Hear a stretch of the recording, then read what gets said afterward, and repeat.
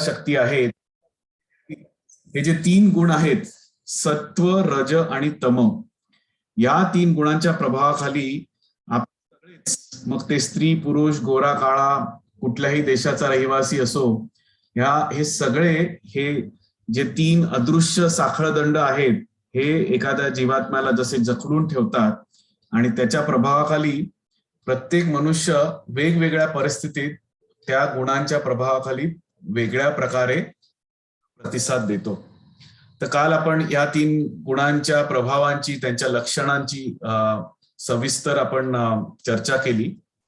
आणि खास करून आपण हे बघतो की भगवंत कशा प्रकारे अहम बीज प्रजापिता, म्हणजे ह्या गुणांना जन्माला घालणारे प्रदापिता कोण आहेत? भगवान स्वयं. आणि म्हणूनच हे सत्य ज्याला उमगलं, तो मात्र दूरदृष्टी ठेवून, आणि खास करून जे सत्व गुणामध्ये आहेत, आपण बघितलं, हे जे व्यक्ती असतात ते दूरदृष्टीने विचार करतात. संस्कृतमध्ये ज्याला असं म्हटलं जातं. म्हणजे कुठल्याही परिस्थितीमध्ये आव्हानात्मक परिस्थिती आली तर गांगरून न जाता शांतपणे, शांतचित्ताने थोडंसं मागे टेकून विचार करून मग पुढची पावलं उचलतात. आणि तीच रजोगुणी जी व्यक्ती, रजोगुणाच्या प्रभावाखालची जी व्यक्ती असतात, ते प्रेयस, म्हणजे लगेच फायदा पाहिजे. जसं आपलं आजकालचं जीवन जे आहे, फास्ट लाईफ, फास्ट फूड, जे काही पाहिजे ते पटकन, दिल मांगे मोर, मिळालं पाहिजे पटकन आणि जास्तीत जास्त मिळालं पाहिजे. तर अशा मृगजळाच्या मागे लागणारे जे व्यक्ती असतात, ते आपण समजू शकतो ते जे आहेत मोड ऑफ पॅशन किंवा रजोगुणाच्या प्रभावाखाली आहेत. आणि तसेच काही लोक जीवनामध्ये इतके आव्हानांचे सामना करतात की अतिशय निराश होऊन एकतर अंमली पदार्थांच्या सेवनाच्या अंमलाखाली जातात किंवा झोपेतच आपले जीवन जास्तीत जास्त वेळ कसा व्यतीत करावा हाच त्यांचा विचार असू शकतो. म्हणजे माझ्या परिस्थिती आता बदलू शकणार नाही आणि आय एम क्विटिंग, अशा प्रकारे काही जणांची मनस्थिती असते. तेव्हा मात्र आपण समजू शकतो ते तमोगुणाच्या, म्हणजे मोड ऑफ इग्नोरन्स ज्याला म्हणतात. So mode of goodness, mode of passion, mode of ignorance, सत्वगुण, रजोगुण, तमोगुण. आणि आपण काल छोटी गोष्ट पण बघितली टोपीवाल्याची. कोण तीन होते? सत्तू, रज्जू आणि तम्मू, बरोबर ना? थोडीशी विनोदी वाटली तरी सखोलपणे जर विचार केला तर कदाचित आपण आपल्या सगळ्यांना त्या परिस्थितीत जर आपण आपल्याला स्वतःला उभं केलं तर कदाचित आपणही वन ऑफ द थ्री, आपण त्यांच्याप्रमाणे कदाचित रिस्पॉन्स दिला असता. पण सत्तू जो आहे, सत्वगुणी जो आहे व्यक्ती, त्याने विचार करून युक्ती लढवली, तो मात्र त्याच्या टोपी परत मिळवण्यामध्ये यशस्वी झाला. तर अशा प्रकारे आपण सत्वगुण, रजगुण आणि तमोगुण यांची लक्षणं बघितली. आणि खास करून हेही बघितलं की फक्त लक्षणांच्या प्रभावाखाली नव्हे तर वेळेचा पण प्रभाव असतो. खास करून ब्रह्ममुहूर्त ज्याला म्हणतात, पहाटेची वेळ, त्याच्यामध्ये लवकर निजे लवकर उठे त्याला देव दिसे. तर सकाळच्या वेळी, प्रातःसमयी, जेव्हा सगळीकडे शांतता असते आणि मन सुद्धा थोडंसं स्थिर स्थावर असतं, वातावरण अगदी रम्य आणि दिव्य असतं, त्यावेळेला आपण कुठलीही गोष्ट व्यवस्थित केली तर त्याचे परिणाम दूरगामी होतात. आणि म्हणूनच नामस्मरण किंवा भगवंतांच्या शास्त्रांचं अध्ययन अशासारख्या सगळ्यात महत्वपूर्ण गोष्टी आपण प्रातःसमयी कराव्यात. कारण आपण तो काळ जो आहे तो सत्वगुणाच्या प्रभावाखाली असतो. आणि जसा जसा सूर्य तसा तसा रजोगुणाचा प्रादुर्भाव आपल्यामध्ये होऊ लागतो. आपण एका मृगजळाच्या मागे पळायला लागतो. ऑफिसला जायचंय, शाळेला जायचंय, हे करायचंय, ते करायचंय, ते हस्तगत करायचंय, वगैरे वगैरे वगैरे. आणि अशा प्रकारे थकून परत आपल्या परतीच्या वाटेला लागतो, सूर्य मावळायला लागतो, रात्र वर यायला लागते, तेव्हा मात्र तमोगुणाचा प्रादुर्भाव व्हायला लागतो. म्हणजे फक्त इंद्रिय तृप्ती आणि झोप ह्या प्रकारातच आपण आपलं मन चिंतन करायला सुरुवात करतो. तर पाशवी वृत्ती, जे खास करून प्रामुख्याने त्यांना आपण समजू शकतो की ते तमो प्रभावाखाली आहेत. आणि नंतर मात्र भगवंत एका प्रकारे भविष्यवाणीच करतात की असे जे रजो, तम आणि सत्व गुण, त्यांचे शेवटचे गंतव्यस्थान काय? ऊर्ध्वम गच्छन्ति सत्वस्ता, मध्ये तिष्ठन्ति राजसा. 18व्या म्हणतात की जे सत्वगुणी मनुष्य आहे ते क्रमशः ऊर्ध्वगतीने उच्चतर लोकांमध्ये प्रगती करतात. रजोगुणी जे आहेत ते मध्यम, म्हणजे आपण पृथ्वी लोक, आपण जसे 14 लोकांची ती गणना बघितली होती, आपण कुठेतरी मध्यावर आहोत, भूलोक, बरोबर ना. आणि वर सगळे जे आहेत सत्यलोक, महरलोक, तपोरलोक, असे सगळे एकापेक्षा एक उच्च कोटीचे ग्रहलोक आहेत जिथे देवी देवता वास करतात. पुण्यवान व्यक्ती त्या ठिकाणी जाऊ शकतो. आणि जेव्हा निम्न स्तरामध्ये तमोगुणामध्ये आपण प्रामुख्याने स्थित होतो तेव्हा मात्र भगवंत म्हणतात अधो गच्छन्ति तमसा, नारकीय लोकांमध्ये आपलं अधपतन होतं. तर अशा प्रकारे आपण आपल्या भविष्यात काय करणार आहोत किंवा कुठे जाणार आहोत हे एक इनडायरेक्टली भगवंत इकडे दर्शवू इच्छितात. आणि म्हणूनच सगळ्यात महत्वाचा जो प्रश्न येतो की ह्या तिन्ही गुणांचा, कारण शेवटी ते गुणच आपण बघितलं, गुण म्हणजे क्वालिटीज आणि गुण म्हणजे साखळ्या सुद्धा अदृश्य भिंतीच्या या भौतिक जगातल्या अदृश्य भिंतीरूपी तुरुंगामध्ये या 3 गुणांच्या अदृश्य साखळ्यांनी आपल्याला जखडून ठेवलंय. म्हणजे सारखं आपण एका कठपुतलीप्रमाणे त्यांच्याच प्रभावाखाली काही ना काहीतरी कर्म करत असतो. तर महत्वाचा प्रश्न जो अर्जुनाला पडला आणि आपल्यालाही पडला असेल की जर भगवंतांच्या या 3 गुणांच्या प्रभावाखाली आणि इतकी शक्तिशाली जी महामाया आहे तिच्या प्रभावाखाली जर आपण कायम राहिलो तर या भौतिक जगातनं आपली सुटका नाही. कसं जग दुःखालयम अशाश्वतम. तर या 3 गुणांच्या प्रभावाच्या पलीकडे जाऊन कसं करावं, तर आपण त्याच्यात शेवटी आपण थोडीशी चर्चा केली. आपली जीवनमान, आपलं राहणी कशी असावी, सात्विक आहार म्हणजे भगवंतांनी निसर्गतः जे दिलेलं आहे, पत्र पुष्प, ते भगवंतांनाच प्रेमाने अर्पण करून आपण जेव्हा त्याचा आहार घेतो तेव्हा सत्व गुणामध्ये. आणि वेशभूषा कशी असावी, फक्त शरीर संवर्धन करण्यासाठी, सॉरी कधी कधी मराठी क्लिष्ट शब्द लक्षात येत नाहीत, तर फक्त शरीराची निगा राखण्याच्या जे काही मिनिमम आपण साफ स्वच्छ जे कपडे घालतो तेच, फक्त दुसऱ्याला आकर्षित करण्यासाठी लाल भडक कपडे किंवा अतिशय असे वेशभूषा करायची जिकडे लोकांनी म्हणावं की याला कपडे कमी पडतायत का, तर अतिशय तोकडे कपडे किंवा अतिशय भंपक कपडे ज्याला म्हणतात, तर अशी वेशभूषा न करता साधी राहणी आणि उच्च विचार.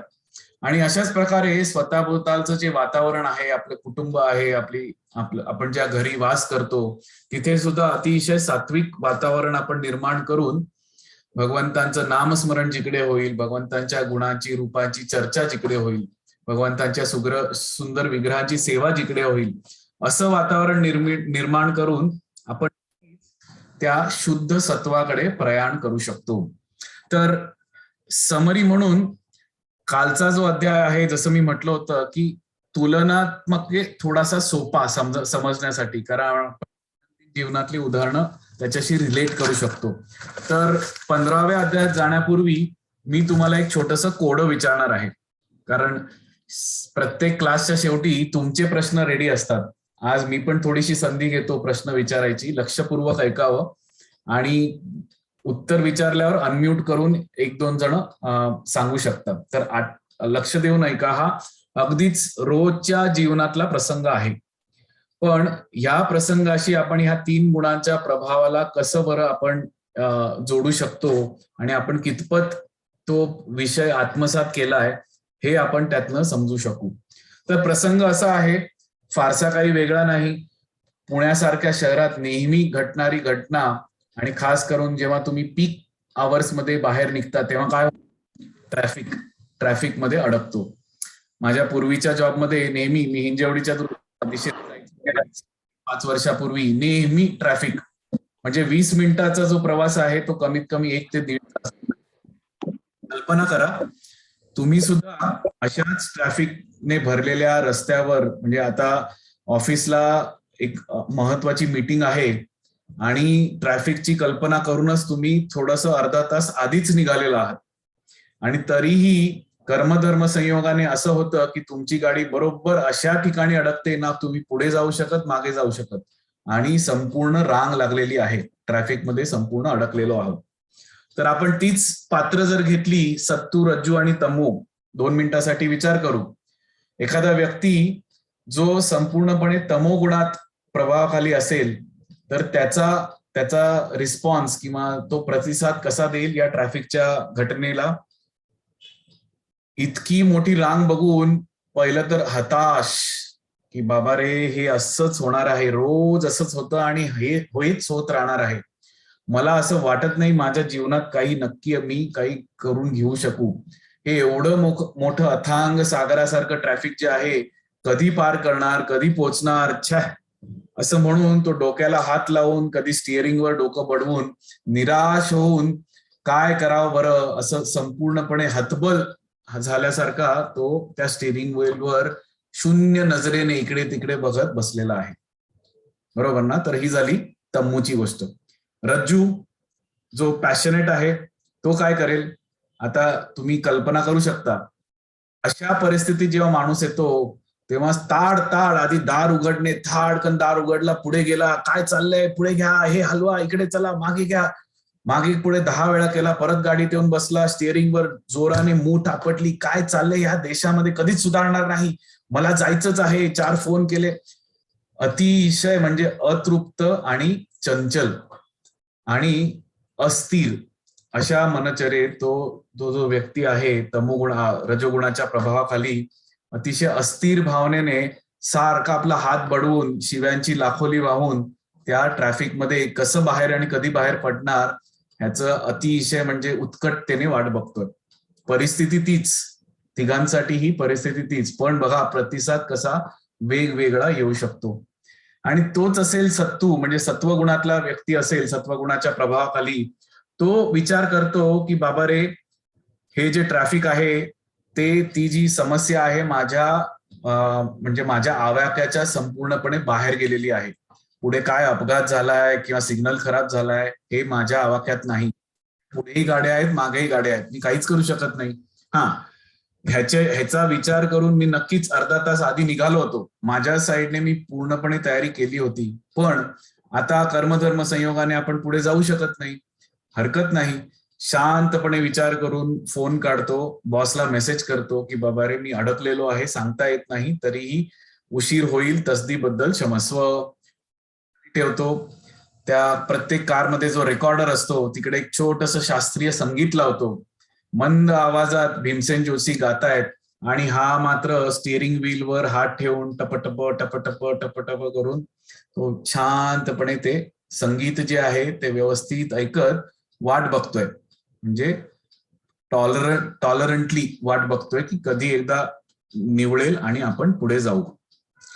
तर नक्कीच तुम्ही या उदाहरणाने थोडीशी आपली उजळणी झाली असेल की एकच व्यक्ती, एकच परिस्थिती, पण वेगवेगळे जे आहेत प्रतिसाद. का? तर 3 गुणांचा प्रभाव. तर हे जर तुम्हाला चांगलं समजलं असेल सत्व रजस तम, तर कालचा जो शेवटचा भाग होता शुद्ध सत्व, तर एखादा व्यक्ती हीच परिस्थिती, हाच तो व्यक्ती आणि हेच ट्रॅफिक, हेच शहर, हाच रस्ता, अशी जर परिस्थिती असेल तर तो व्यक्ती शुद्ध सत्वाच्या प्रभावाखाली काय बरं कर्म करेल, कसा प्रतिसाद असेल, कोणी सांगू शकेल? 2 मिनिटं अनम्यूट करा आणि अटेम्प्ट करा. भगवंताचं नामस्मरण करा प्रभूजी. बरं, पण खूप छान. भगवंतांचं नामस्मरण करेल, पण जप करायला दोन्ही हात मोकळे पाहिजेत ना. तोंडानेही करू शकेल, चांगली गोष्ट आहे, अजून खूप चांगली आयडिया आहे. पण ड्रायव्हिंग थोडंसं पुढे पुढे पण जावं लागतं, इंचिंग ज्याला म्हणतो, बरोबर ना. म्हणजे ट्रॅफिकमध्ये आपण बऱ्याच वेळेला एकाच ठिकाणी थांबत नाही, थोडं थोडं थोडं थोडं इंच लढवू अशा प्रकारे हळूहळू हळूहळू पुढे जातो. भगवंतांचं नामस्मरण खूप चांगली कल्पना आहे, पण तेवढं आपण उत्कटतेने करू शकू का? लक्ष जाईल का? कारण लक्ष आपल्याला ट्रॅफिकमध्ये द्यायचंय, मला पण नाहीये. येस, अजून काही? पण चांगली कल्पना आहे, कारण भगवंतांचा नामाचा आश्रय म्हणजे नक्कीच तुम्ही शुद्ध सत्वात जाता. पण खास करून ट्रॅफिकमध्ये जेव्हा आपले हात पाय रिकामे नसतात पण रिकाम असतं. हरे कृष्णा प्रभु, हरि कीर्तन ऑडियो पे लगा के सुनेगा? हा, खूप छान, खूप छान. Yes, definitely better option. कारण अतिशय चांगल्या प्रकारे मधुर संकीर्तन आणि इतके आता युट्यूबवर हरे कृष्ण महामंत्र गाणारे इतके भक्त आहेत, ज्या तुमच्या आवडीचा भक्त आहे तो लावून आपण ऐकू शकतो. अजून कुठल्या कल्पना? चांगल्या कल्पना आहेत, सगळ्यात चांगल्या कल्पना आणि अतिशय अप्रोप्रिएट आहेत. अजून काही आयडियाज?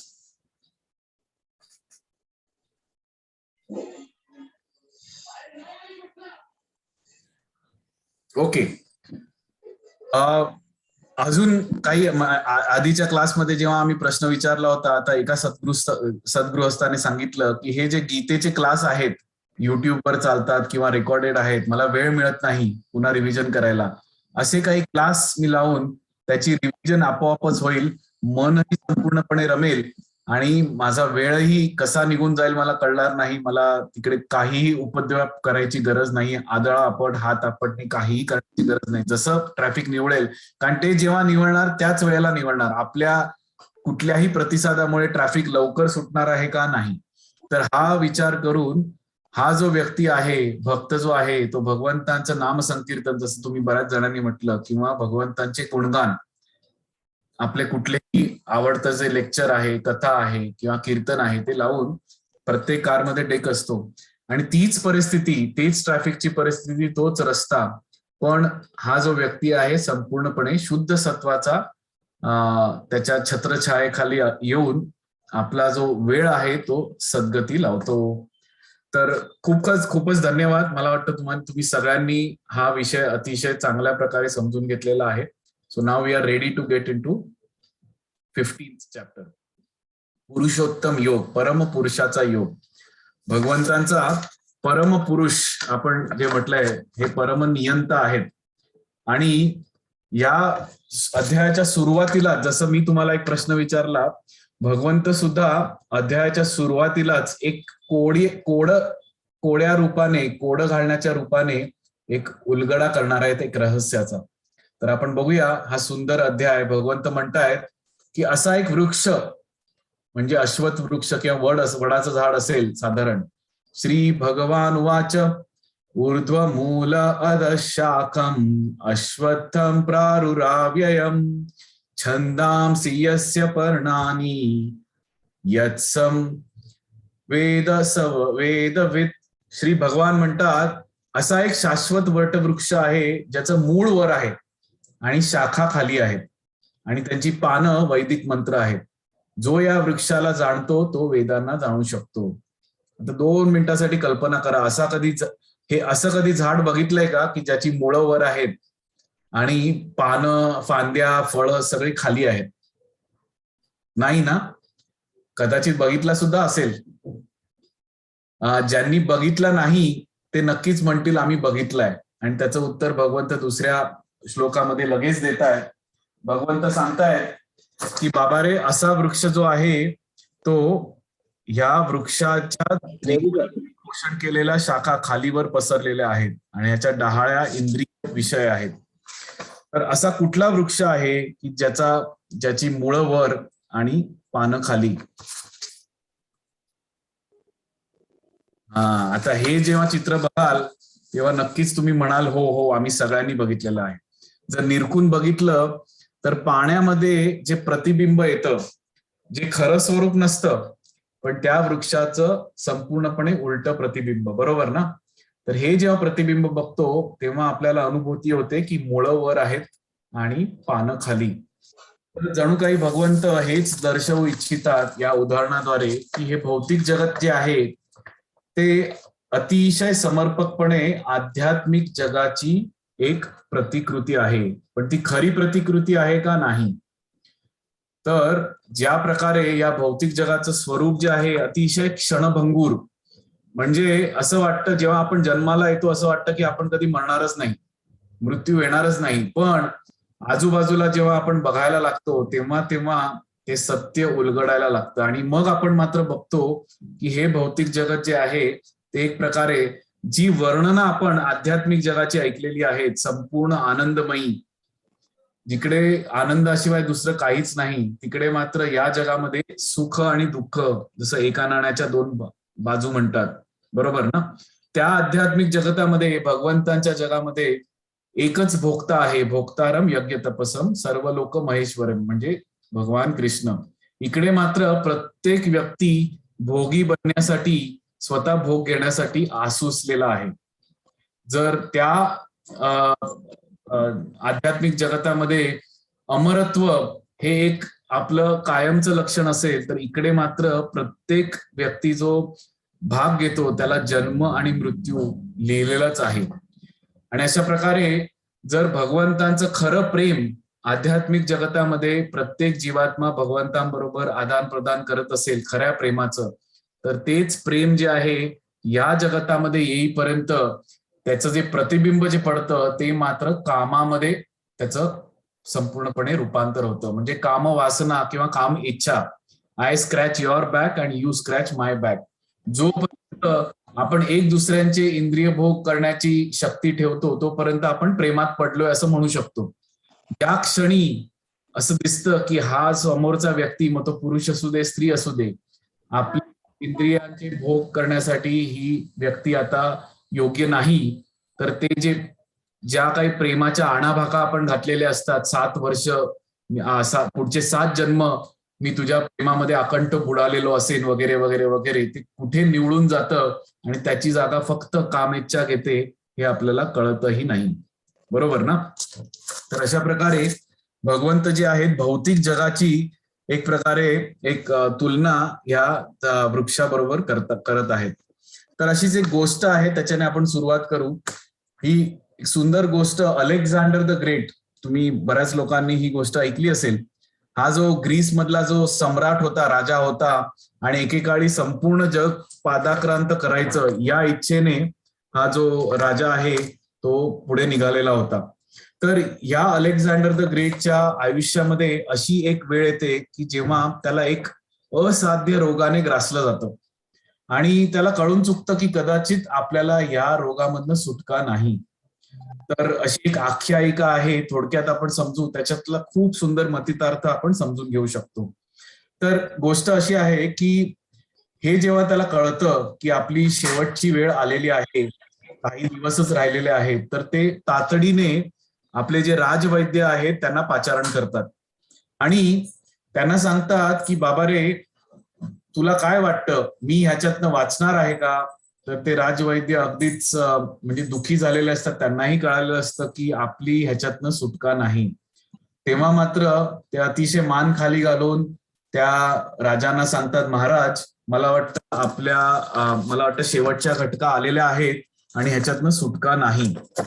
तर अलेक्झांडर जे आहेत ते गांगरून न जाता, कदाचित त्यावेळेला ते सत्वगुणाखाली प्रभावाखाली असतील, तर ते राजवैद्याला सांगतात की बाबा रे, माझ्या सेनापतींना पाचारण कर. लगेच सेनापती येतात आणि म्हणतात की हे जे राजवैद्य आहेत आता मला सांगतायत की माझा फारसा काळ राहिलेला नाही, माझा मृत्यू आता दार ठोठावतोय. तर मृत्यूच्या पूर्वी माझ्या 3 इच्छा आहेत आणि त्या तिन्ही इच्छा माझा मृत्यू झाल्या क्षणी तुम्ही पूर्ण कराव्यात, ही माझी इच्छा आहे. करशील का? सेनापती आहेत ते म्हणतात, महाराज तुम्ही जसं सांगाल तसं आम्ही करायला तयार आहोत, तुमच्यासाठी प्राण द्यायला तयार आहोत. मग इच्छा पूर्ण करण्याचा प्रश्नच कुठे येतो? बरं ठीक आहे, पहिली इच्छा काय? तर जेव्हा माझा मृत्यू होईल तेव्हा हे जे राजवैद्य आहेत, जेव्हा अंत्ययात्रा निघते आणि आपण म्हणतो ना ते खांदे लावतो, तेव्हा मात्र जेव्हा यात्रा निघेल अंत्ययात्रा, तेव्हा सगळ्यात पुढे कोण असायला पाहिजे? हे राजवैद्य, त्यांनी मला खांदा दिला पाहिजे. थोडीशी विचित्र वाटते इच्छा. ठीक आहे महाराज, जशी तुमची इच्छा. म्हणून दुसरी इच्छा काय? दुसरी इच्छा म्हणतात, जेवढी आपण संपत्ती कमवलेली आहे, जितके हिरे माणकं सोनं चांदी जितकं कमवलेलं आहे, ते सगळं रस्त्यावर संपूर्णपणे विखरून त्या सोने चांदी हिरे माणका मधनं माझी प्रेतयात्रा निघाली पाहिजे. तर सेनापती अजून आश्चर्यचकित होतात की ही विचित्र काय बरं इच्छा करतायत, त्याला कळत नाही. तिसरी इच्छा ते म्हणतात, जेव्हा अंत्ययात्रा निघेल तेव्हा अर्थातच महाराज म्हणून, सम्राट म्हणून तुम्ही मला सजवाल, माझा जो देह आहे मृत अवस्थेतला त्याला तुम्ही सजवाल, नटवाल, थटवाल.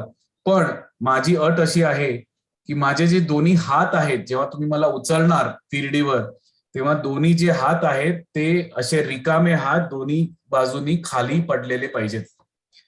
आता मात्र सेनापतींचा फारच म्हणजे त्यांना गहीवरून येतं, त्यांना कळत नाही की महाराज नेमकं काय सांगू इच्छित आहेत. तर ते महाराजांना हळू नेमकं तुम्हाला काय म्हणायचंय, आम्ही नक्कीच करू, पण सांगा तुम्हाला काय ह्याच्यातनं काय अर्थ घ्यायचा. तर आपण हे समजू शकतो.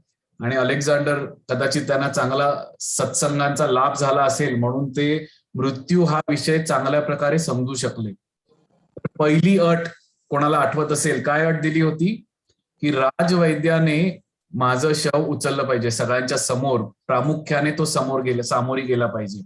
तर ह्याच्यातनं ते एवढंच सांगू हा मेसेज देऊ इच्छित होते की मृत्यूवर कितीही मोठा वैद्य असेल, मग तो सम्राट अलेक्झांडरचा राजवैद्य असेल, पण तो सुद्धा मृत्यूवर मात करू शकत नाही. कोणीच मृत्यू जेव्हा दार ठोठवतो तेव्हा कोणीही मदतीला येऊ शकत नाही. हे भौतिक जगाचं तत्व आहे. दुसरी अट, सगळी संपत्ती रस्त्यावर. का? जसं पहिल्या अटीमध्ये आपण बघितलं, गौतम बुद्धांच्या पण जीवनामध्ये असा प्रसंग आला होता जेव्हा त्यांना सांगण्यात आलं होतं की आणि असं एक घर शोधून दाखव की ज्या घरात कोणी छातीठोकपणे सांगू शकेल की या आजपर्यंत कोणीच मृत्यू पावलेला नाही. आणि अर्थातच ती गोष्ट आपण नंतर बघतो की असं एकही घर सापडत नाही. आणि तेव्हा मात्र संपूर्णपणे वैराग्य त्या गौतम राजपुत्राच्या हृदयामध्ये प्रकर्षाने जाणून येतं. तर अशा प्रकारे सगळी संपत्ती रस्त्यावर. का? तर हाच एक महत्वाचा मेसेज द्यायचा आहे की जरी मी सम्राट असेन, येताना मी इतकं सगळं कमवून माझं नाम म्हणजे म्हणतात ना, पूजा लाभ प्रतिष्ठा सगळी मिळालेली आहे, सगळे लोक मला कुर्निसात करतायत, वारंवार नमन करतायत, सगळे लोक माझ्या पुढे वागतायत, आणि असा हा सम्राट जाताना मात्र सगळं इकडेच सोडून, म्हणजे सगळ्या गोष्टी व्यर्थ. बरोबर ना? तर हा दुसरा धडा त्यांना शिकवायचा होता. आणि तिसरा, कोणी हात असे खाली पडलेले पाहिजेत, रिकामे. का? कारण आपण हिंदीमध्ये ऐकतो ना, खाली हात आए थे खाली हात जाएंगे. रिकाम्या हाताने आलो होतो. मातेच्या गर्भामध्ये आपण काही चांगले कपडे, बॅगा बिगा पॅक बिक करून आलो होतो का? नाही. संपूर्णपणे नग्नावस्थेत आपण मातेच्या गर्भातनं जन्माला आलो. एकही कण सुद्धा आपल्याबरोबर नव्हता. आणि अतिशय तीच स्थिती आपली मृत्यूच्या वेळेला होणार आहे. कितीही आपण प्रयत्न केले, किती मोठे अब्जपती, करोडपती, बिझनेसमन म्हणा किंवा कोणीही असू द्या, पण जाताना मात्र आपल्याला रिकाम्या हातानेच जावं लागतं. तशा प्रकारे मृत्यूपासून हा एक सुंदर धडा या अलेक्झांडरने त्याच्या या छोट्याशा गोष्टीद्वारे दिलेला आहे.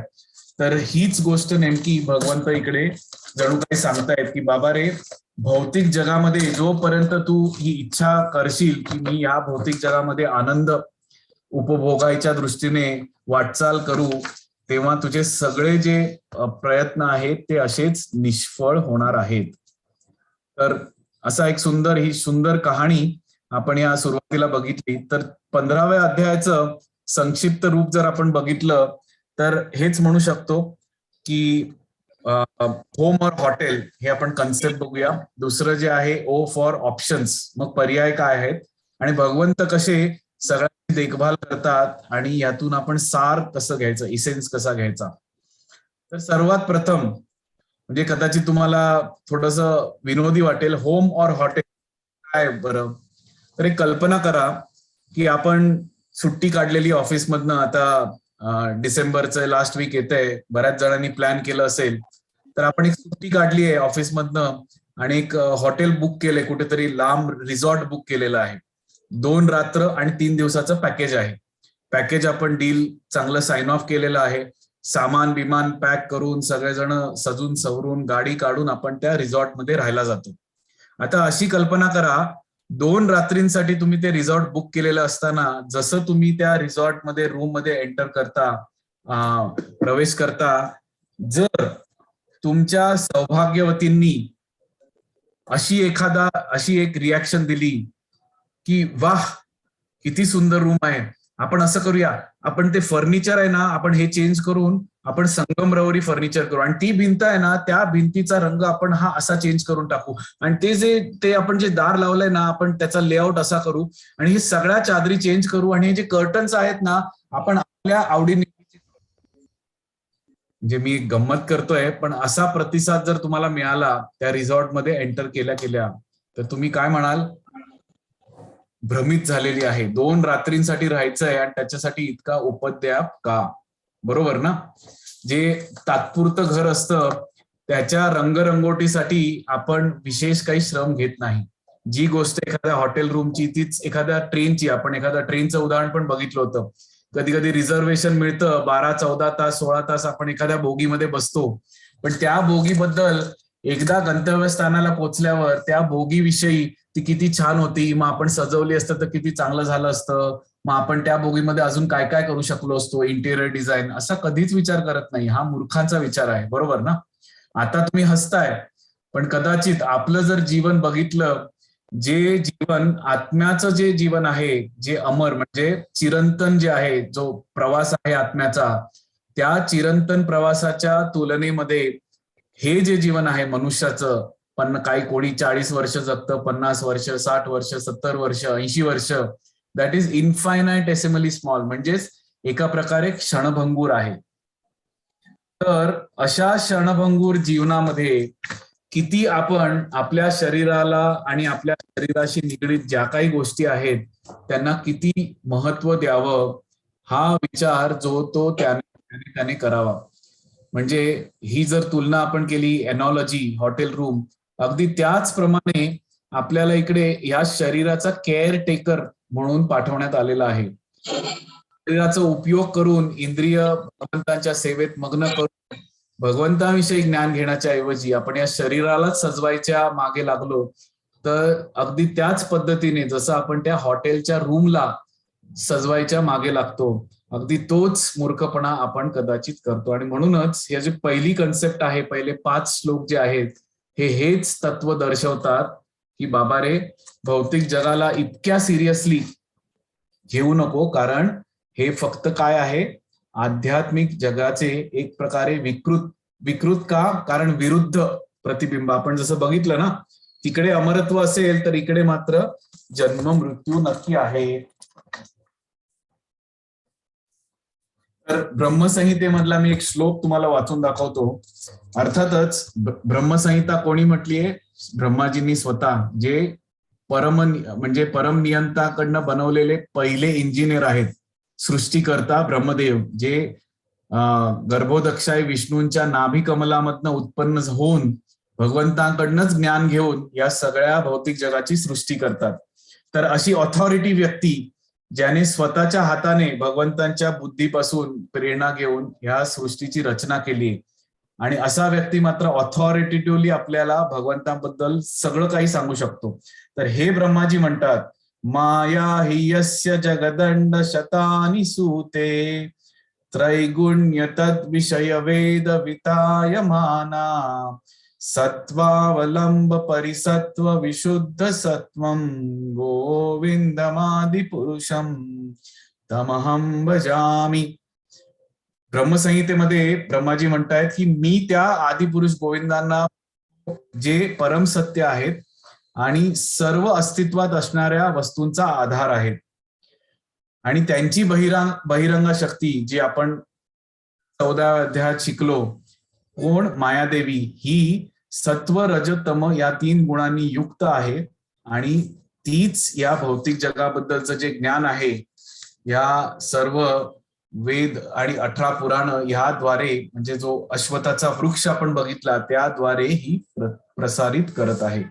तर ते ब्रह्माजी शेवटी काय सांगतात ऐका, ब्रह्मसंहितेचा शेवटचा श्लोक, श्रिया कांता कांत परम पुरुषो परम पुरुष कल्पतरवो द्रुमा भूमिश्चिंता मणिगण समयी तोयम अमृतम कथा गानम नाट्यम गगनमपि वंशी प्रिय सखी चिदानंदम ज्योति परमपि तदा स्वात्मापि च सयत्र क्षीराब्दी स्रवति सुरभिभ्यश्च सुमहान निमेषार्धाख्यो वा व्रजति नहि यत्रापि समय भजे श्वेत द्वीपम तमहमिह गोलोकमितियम विदंतस्ते संता क्षिती विरल चारा कतिपये. तर ब्रह्मसंहितेचा अंत ते या सुंदर श्लोकाने करता येण्याचा अर्थ बघा. मी अलौकिक श्वेतदीप गोलोकधामाला वंदन करतो. कुठलं गोलोकधाम? जिकडे भगवंत वास करतात, जिकडे अनेक प्रिय सखींच्या रूपामध्ये हजारो लाखो लक्ष्मी भगवान श्रीकृष्णांची प्रेम, त्यांच्या प्रेमळ नात्याद्वारे अहैतुकी आध्यात्मिक भावामध्ये सेवा करत असतात. तिकडचा प्रत्येक वृक्ष हा कल्पतरू, कल्पतरू म्हणजे कल्पवृक्ष, जी इच्छा कराल ती पूर्ण होते. तेथील भूमी चिंतामणी, असे मणी की तुम्ही विचार केला की ते मणी तुमची इच्छा पूर्ण करू शकतात. पाणी जे आहे अमृत तुल्य, आणि भगवंतांचा प्रत्येक शब्द हा एखाद्या गीत गाण्याप्रमाणे आहे, प्रत्येक चाल नृत्याप्रमाणे. आणि भगवंतांची बासरी जी आहे त्यांची नित्य सहचरणी. तिकडचा प्रकाश जो आहे दिव्य प्रकाश, आनंदमयी आणि अत्युच्च आध्यात्मिक तत्वे आस्वादपूर्ण आहेत. तशा प्रकारे भूत, वर्तमान आणि भविष्य रहित असं जे हे गोलोक वृंदावन आहे ते या भौतिक जगातल्या आत्मसाक्षात्कारी जीवांना फक्त वैदिक ज्ञानामधनच प्राप्त होऊ शकतं, असं ब्रह्माजी सांगतायत. हेच भगवंत आपल्याला इकडे सांगू इच्छित आहेत की बाबा रे, जर आपण चांगल्या प्रकारे दिव्य ज्ञानाचा आश्रय घेतला तर ह्या झाडाच्या ज्या फांद्या, भौतिक बंधनरूपी फांद्या आहेत, जी फळं आपल्याला पुन्हा पुन्हा धर्म, अर्थ, काम, मोक्ष या चक्रामध्ये फिरवण्याचा प्रयत्न करतात, त्या फांद्या कापण्याचं काम आपण त्या बुद्धीद्वारे करू शकतो. जेव्हा आपण भगवंतांना संपूर्णपणे शरण जातो आणि भगवंतांच्या धामी पुन्हा एकदा आपला जो ओरिजिनल ऍड्रेस आहे तिकडे मात्र आपण पुन्हा जाऊ शकतो. तर त्याच्यासाठी एकच करायला पाहिजे, ते म्हणजे मी आणि माझं जे अहंकार आहे ते मात्र आपण बाळगू शकत नाही. तर अर्जुनही असाच विचार करतोय की बाबा हे वैराग्य भौतिक जगतापुरती कसं आपण विकसित करावं. तेव्हा मात्र भगवंत सांगतायत की जी खोटी प्रतिष्ठा, मोह आणि असत्संगापासून मुक्त आहेत ते माझं नित्यत्व जाणतात. म्हणजे काय? अहंकार म्हणजे कुठला? मैं सब जानता हूं, मला सगळं माहितीये. कधी कधी आपण भगवद्गीता द्यायला जातो तेव्हा दुरूनच सांगतात की नाही, हे सगळं मला माहितीये, मला माहितीये देव कोण आहे, मी कोण आहे, सगळं माहितीये. माझ्या ज्या कल्पना आहेत त्याच सगळ्यात उच्च दर्जाच्या आहेत. तर अशी खोटी प्रतिष्ठा जेव्हा अहंकार जेव्हा आपल्यामध्ये येतो तेव्हा मात्र आपण या दिव्य ज्ञानापासून दूर राहू शकतो. दुसरा भ्रम किंवा मोह ज्याला म्हणतात. आता हा भ्रम कसा तयार होतो किंवा मोह का कधी निर्माण होतो? जेव्हा आपण ह्या भ्रमात राहतो की मी हे शरीरच आहे, आणि एकदा मी या शरीराशी मला रिलेट करायला लागलो की तेव्हा मात्र या जगतातल्या सगळ्या गोष्टी मला आपल्या वाटायला लागतात आणि त्याच्यातूनच मोह निर्माण होतो. बरोबर ना? आणि तिसरं म्हणजे असत्संग. जेव्हा मी सत्संगापासून दूर राहतो तेव्हा मात्र या सगळ्या गोष्टी I am the controller and I am the enjoyer, माझ्यासाठीच बनलेलं आहे, हे सर्व माझंच आहे. तर असा भाव निर्माण होतो आणि म्हणूनच असत्संग त्याग हेही वैष्णव आचार असं म्हटलेलं आहे. तर असत्संगापासून मुक्त होऊन तेव्हा मात्र जो व्यक्ती आहे तो हे नित्य स्वरूप समजू शकतो.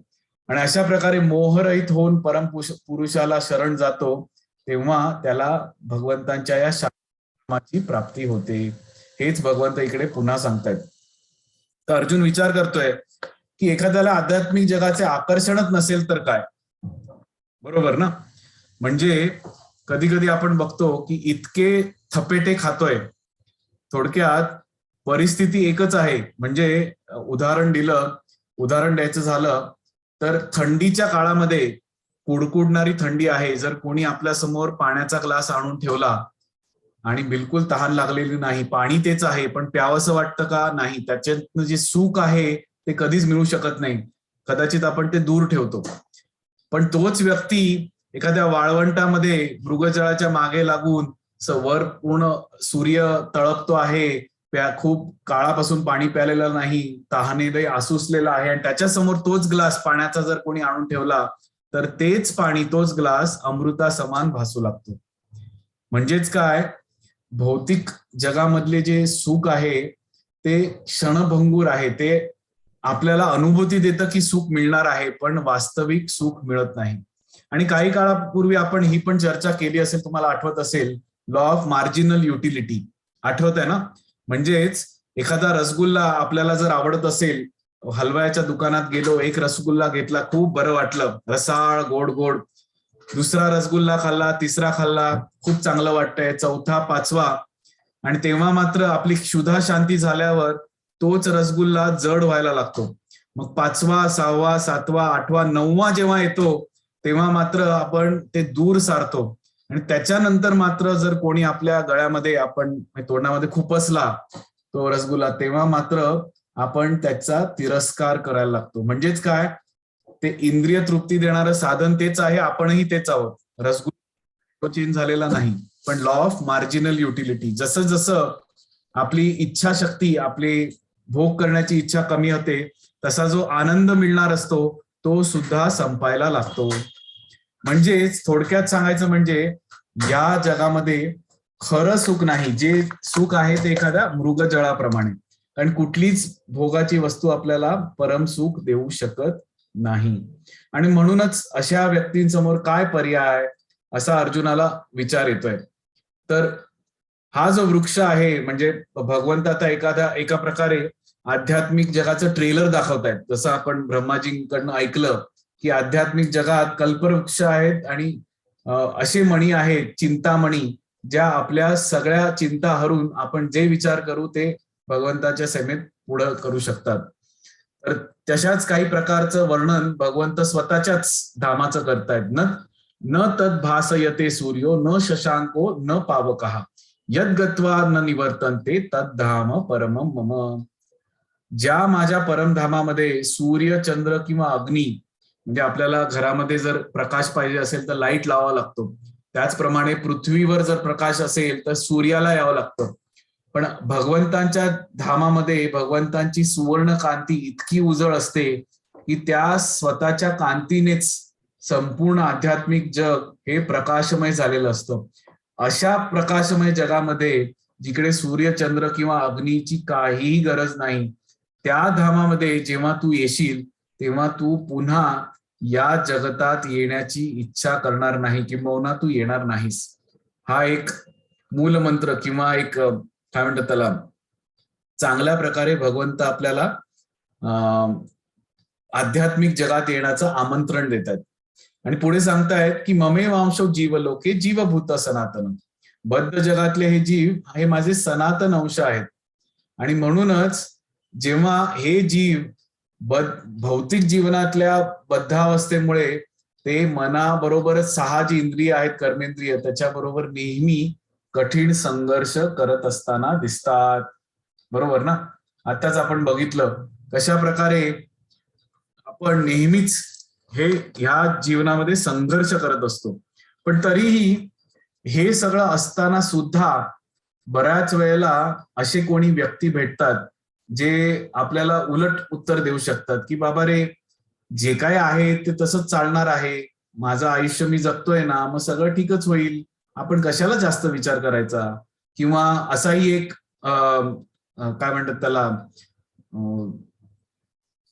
एक स्टेटमेंट केलं जातं की मृत्यूनंतर काय झालंय हे कोणी पाहिलंय, मग कशाला विचार करायचा, जोपर्यंत जगतोय तेवढा आनंदात जग, जेव्हा मृत्यू येईल तेव्हा येणारच आहे. हे जीवन म्हणजे फक्त आनंद घेण्यासाठी आहे.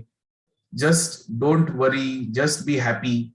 तर अशा गोष्टी सुद्धा सांगणारे लोक आहेत. चुकीचं नाहीये, कारण आनंद मिळवायची जी इच्छा आहे ती अंतर्भूत आहे. आपण भगवंतांचे अंश असल्या कारणाने भगवंत जे आहेत संपूर्णपणे आनंदमयी, म्हणून आपल्यालाही ती सुप्त इच्छा असणारच. पण आनंद कुठे शोधावा हे मात्र कळण्यासाठी हा शास्त्रामधला सुज्ञपणा आपल्याकडे आला पाहिजे. नाहीतर आपली परिस्थिती नेमकी त्या एक म्हणजे व्यक्ती असतात जेव्हा संपूर्णपणे, कधी कधी आपण बघतो रस्त्याच्या गटारामध्ये एखादा व्यक्ती दारूच्या अंमलाखाली संपूर्णपणे दारू पिऊन निपचित पडलेला आहे आणि त्या गटारामध्ये सगळं सांडपाणी वाहते त्याच्या अंगावरनं, आणि तो दारूच्या नशेमध्ये मात्र असं समजतोय की मी चांगल्यापैकी अमृतामध्ये स्नान करतोय आणि मी आकाशामध्ये उडतोय किंवा सगळं काही चांगलं होतंय. तर अशा नशेमधला जो माणूस आहे, जेव्हा शुद्धीवर येतो तेव्हा आणि तो आजूबाजूला बघतो की अरे अरे मी काय झालंय आणि कुठल्या परिस्थितीत पडलोय, तेव्हा मात्र त्याला सत्याचा बोध होतो. आणि अशा प्रकारे काही परिस्थिती आपली पण आहे. बऱ्याच वेळेला भौतिक जी शक्ती आहे, म्हणजे सामर्थ्य आपल्याला मिळतं, कधी कधी आपल्या जीवनामध्ये धनलाभ होतो, मोठी प्रॉपर्टी होते, चांगली पत्नी, चांगला पती आणि सगळं काही चांगल्या गोष्टी होतात आणि आपल्याला वाटतं हे आपल्यामुळे होतंय. आणि त्यामुळे जो अहंकार निर्माण होतो, तेव्हा आपण असे विचार करायला लागतो की बाबा रे, मग विचारच कशाला करायचा, फक्त enjoy, life is for only enjoyment.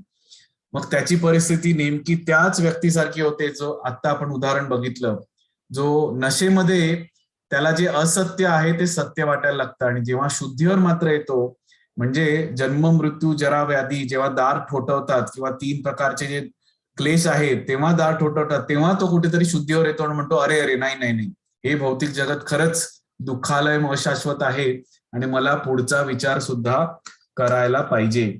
तर अशा प्रकारे भगवंत सांगतायत की ज्याप्रमाणे वायू आपल्याबरोबर गंध घेऊन जातो, त्याच प्रकारे अनालॉजी देत आहेत, त्याच प्रकारे भौतिक जगतातले जीव जे आहेत आपल्याबरोबर जीवनातल्या विविध संकल्पना एका देहातनं दुसऱ्या देहात घेऊन जातात. तर हा विचार करण्यासारखी गोष्ट आहे की मृत्यूच्या समयी जेव्हा भगवंत म्हणतात अंतकालेच मामेव स्मरण मुक्ता कलेवरम, ज्या प्रकारचे आपले स्मरण असेल, ज्या गोष्टींची आपण आठवण करतोय मृत्यूच्या समयी, आणि जीवनामध्ये आपण जे कमवलेलं आहे त्या दोघांचा मिलाप होऊन आपल्याला पुढचा जन्म मिळतो. मग प्रश्न असा येऊ शकतो, जर एखादा व्यक्ती जीवनभर निम्न स्तराचे कार्य करतोय, उदाहरण घेऊ की तो अतिशय तमोगुणाच्या प्रभावाखाली फक्त झोपणं आणि या मानवी देहाचा दुरुपयोग करणं एवढंच काम केलेलं आहे, आणि त्याच्यामुळे त्याला पुढचा जन्म जो आहे या फॉर्म्युलाप्रमाणे त्याला एका डुकराचा जन्म मिळणार आहे. पण डुकराच्या शरीरामध्ये आपण एखादं डुक्कर बघितलं तर ते काही मखमली गवतावर झोपत नसतं, त्यांना चिखलामध्ये, विष्ठेमध्ये, आणि तीच विष्ठा खायला त्यांना आनंद येत असतो, जे आपल्यासाठी अतिशय, म्हणजे आपण म्हणतो ना की आपल्यासाठी ते विषय बोलण्यासारखे सुद्धा नाहीयेत. पण जेव्हा अशा शरीरामध्ये प्रवेश करण्याची वेळ येते, मग त्याची विचारधारा जी मनुष्याप्रमाणे थोडीफार विकसित झालेली असते. या उदाहरणामध्ये जर तो विष्ठेला बघू पण शकत नाही तर त्याच विष्ठेला ग्रहण कसा करेल बरं? तर त्याचंच उत्तर इकडे भगवंत देत आहेत. जेव्हा मृत्यूचं म्हणजे शरीर सोडून जाण्याची वेळ येते, तेव्हा अशा प्रकारचं हे गरुड पुराणामध्ये अतिशय विस्तृतपणे दिलेलं आहे. तुम्हाला काही कालांतरासाठी अशा परिस्थितीत ठेवलं जातं, अन्नाशिवाय, पाण्याशिवाय, की हळूहळू ती विष्ठा सुद्धा आपल्याला, मलमूत्र जे आहे ते एखाद्या अमृताप्रमाणे भासायला लागतं. आणि तेव्हा मात्र we are ready to get into consciousness of a pig, आणि मग आपल्याला ती जी योनी आहे आपल्या कर्मानुसार जी मिळणार आहे ती योनी बहाल केली जाते.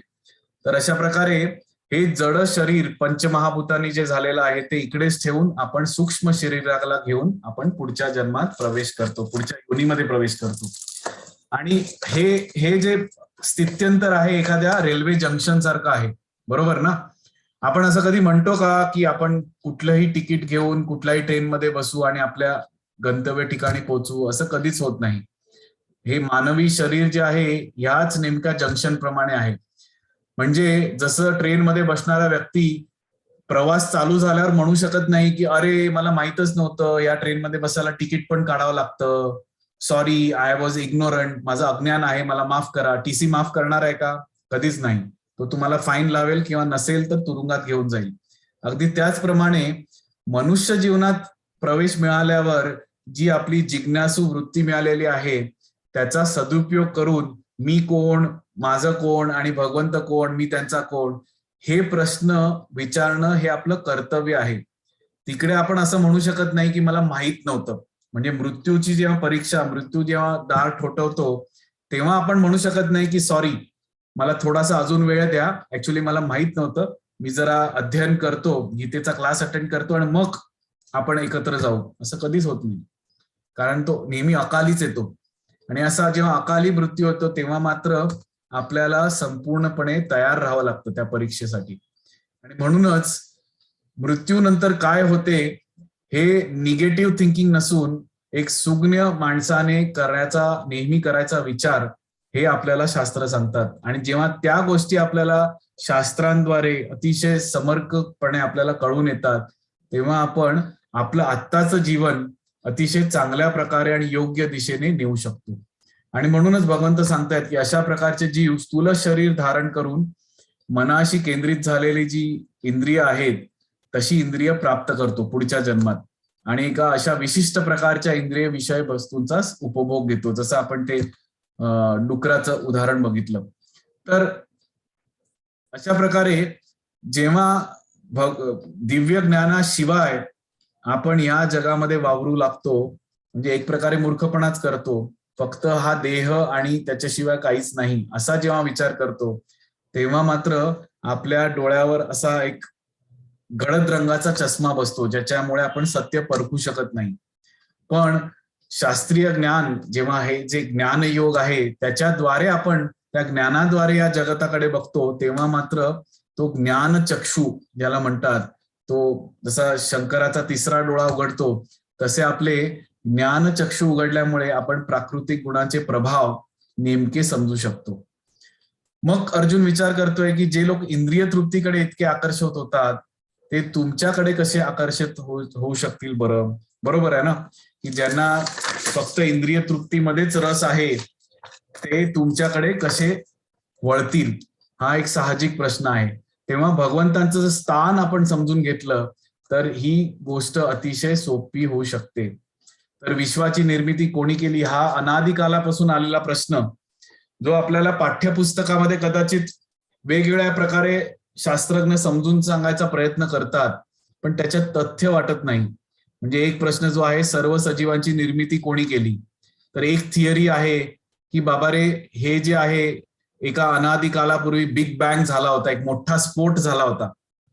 आता कल्पना करा, एखाद्या स्फोटामधनं म्हणजे स्फोटासारख्या विध्वंसक गोष्टीमधनं एखादं सृजन कसं होईल बरं? पण त्याच थिअरीमध्ये आपण म्हणजे दुसरं काही नाही तर हीच, अशा प्रकारे आपण त्याच्यावर विश्वास ठेवतो, बरोबर ना?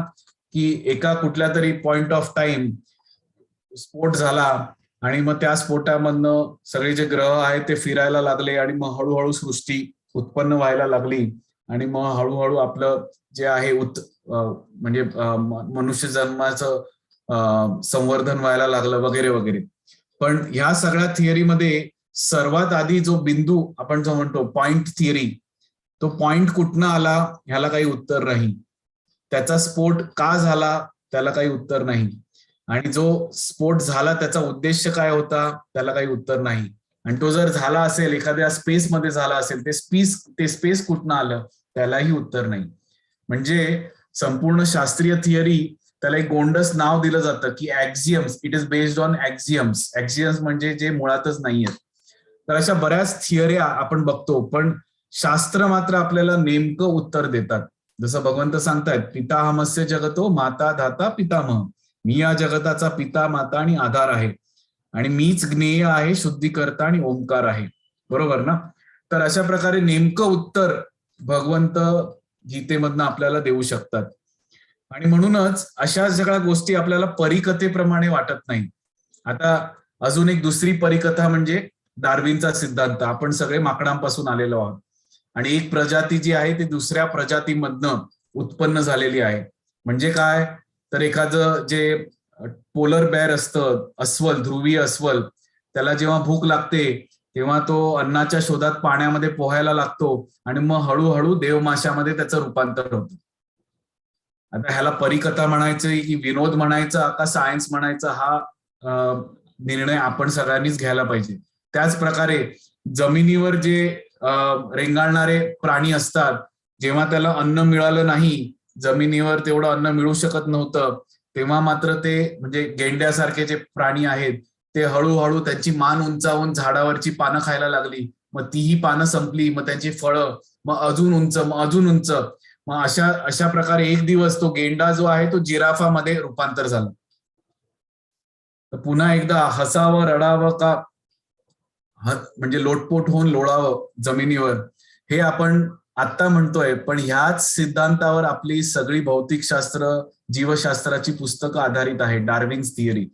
आणि गंमत म्हणजे हे जे दोन प्रजातींमध्ये एक परिवर्तन होत आहे असं म्हटलं जात आहे, त्या परिकथेमधल्या दोन्ही प्रजाती आजही गुण्यागोविंदाने राहत आहेत. म्हणजे पोलर बेअर सुद्धा आनंदाने राहतायत आणि त्याच्यातनं जे रूपांतर झालं ते देवमासे म्हणजे वेल्स सुद्धा तसेच आहेत. जिराफही आनंदाने राहतायत आणि गेंडे, हिपोपोटमस सुद्धा आनंदाने राहतात. मधल्या ज्या प्रजाती आहेत त्या मात्र गायब झाल्या. तर अर्थातच आपण जाणू शकतो की जे सायंटिस्ट स्वतः सुद्धा सांगितलेलं आहे, म्हणजे सायंटिफिक कम्युनिटी मधलेच लोक सांगतात की बाबा रे, ह्या सगळ्या ज्या आपण जीवाश्म जे अनालिसिस करतात त्याच्यातनं आपण एक मात्र बघू शकतो की दोन प्रजातीमध्ये कुठलाच दुवा नाही.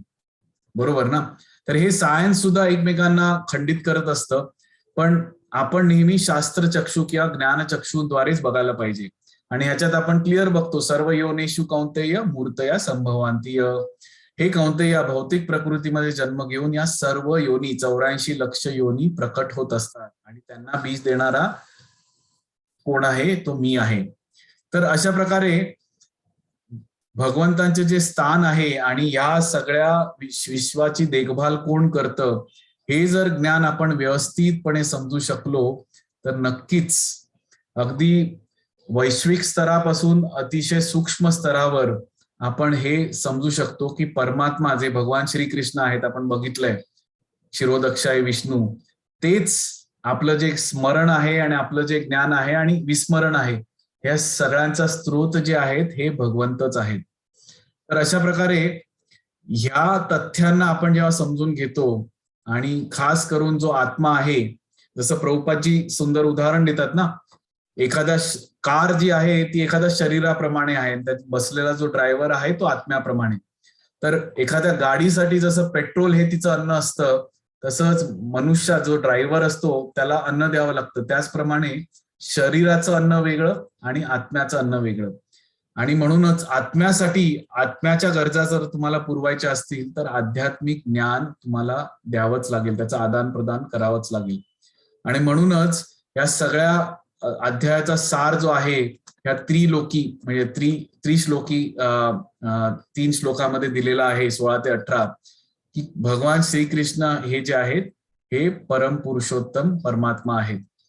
आणि च्युत आणि अच्युत म्हणजे नित्यसिद्ध आणि नित्यबद्ध याची चर्चा आपण आधी करू, पण त्यांच्याही पलीकडे जाऊन भगवंत जे आहेत हे पुरुषोत्तम म्हणून प्रसिद्ध आहेत.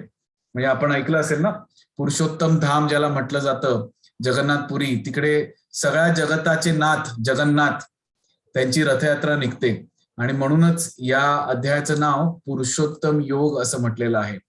कारण ह्या सगळ्या जे वर्गीकरण आपण बघतो, जीवात्म्यांचं म्हणा, नित्यसिद्ध, नित्यबद्ध आणि परमात्मा, यांचं जे स्रोत आहे ते भगवंत स्वतः आहेत. तर सरते शेवटी भगवंत पुन्हा हेच अधोरेखित करतात की बाबा रे, तू जर कुठलाही डाऊट न घेता, कुठलेही किंतु परंतु न ठेवता मला पुरुषोत्तम भगवान म्हणून जाणून घेशील तर तू सर्वज्ञ होशील. आणि म्हणूनच हे भारता अर्जुना, तू माझ्या भक्तीमध्ये संपूर्णपणे विलीन हो. आणि अशा प्रकारे वैदिक ज्ञानाचा जर परमगुह्य गाभा जो मी तुला प्रगट केला आहे, तू जर जाणून घेशील तर ह्या प्रयत्नाद्वारे तू संपूर्णपणे यशस्वी होशील.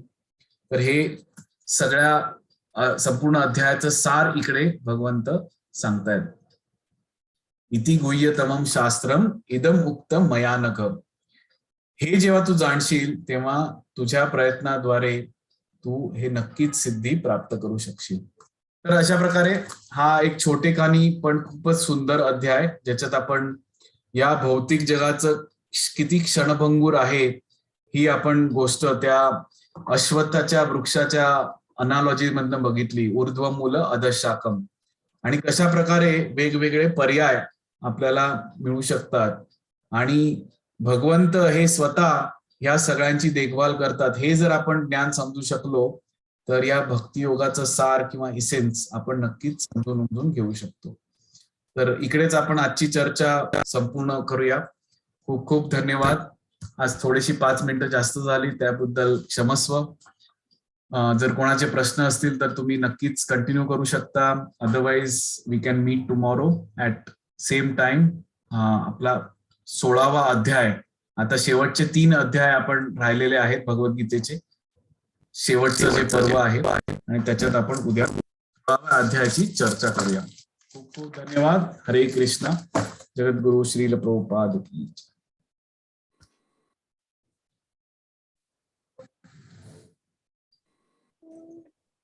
Thank you so much Prabhuji. कोणाचे काही प्रश्न असतील तर विचारू शकता.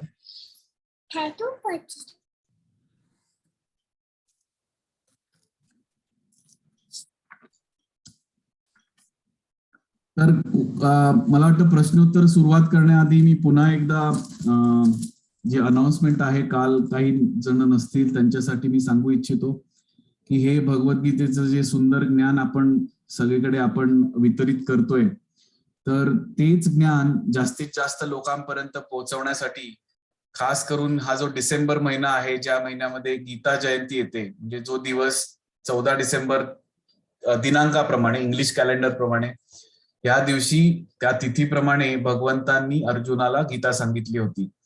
आणि हे सेलिब्रेशन करण्यासाठी इस्कॉन संस्थेद्वारे संपूर्ण जगामध्ये, फक्त भारतामध्येच नव्हे तर अख्ख्या जगामध्ये भगवद्गीतेचं वितरण करण्यात येतं जास्तीत जास्त संख्येने. तर आपल्या सगळ्यांना सुद्धा ही संधी उपलब्ध आहे. जर आपल्यापैकी कोणी पुणे शहरात राहतायत, मला माहित नाही कोण कुठे राहताय कारण व्हर्च्युअल प्लॅटफॉर्म आहे, पण हिंजवडीच्या जवळपास राहत असाल तर येत्या 12 तारखेला आम्ही गीता जयंतीच्या निमित्ताने गीता दान यज्ञ आयोजन केलेलं आहे. होपफुली त्याच्या आधी आपण हे 18 अध्यायाची चर्चा संपवली असू, म्हणजे शनिवारी आपला शेवटचा क्लास असेल, तर येत्या रविवारी म्हणजे 12 तारखेला आपल्याला पर्सनली भेटायची संधी आहे. तर नक्कीच तुम्ही जवळपास कोणी राहत असाल तर नक्कीच भेट द्या.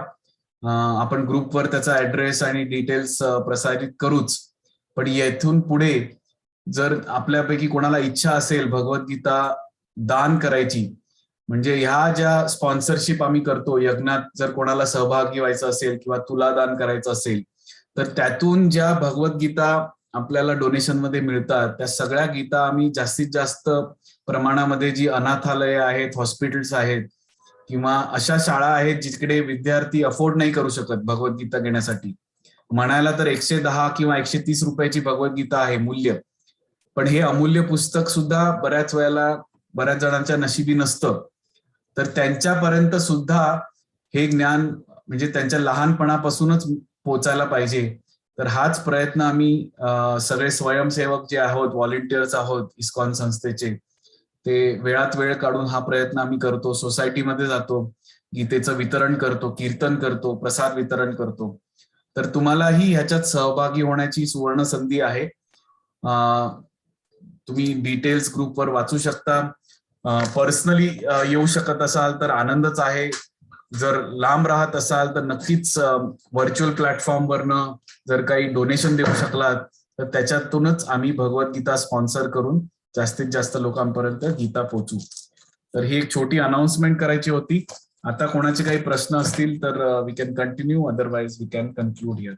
हरे कृष्ण.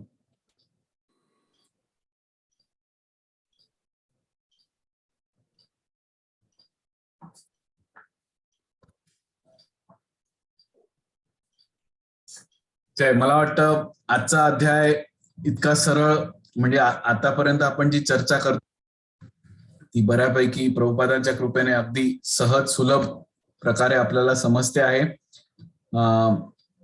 अशी माझी कल्पना आहे. पण जर कोणाचे काही प्रश्न नसतील तर आपण इकडे आज कन्क्लूड करूया आणि उद्या 7 वाजता पुन्हा एकदा भेटू आपल्या 16व्या अध्यायात प्रवेश करण्यासाठी.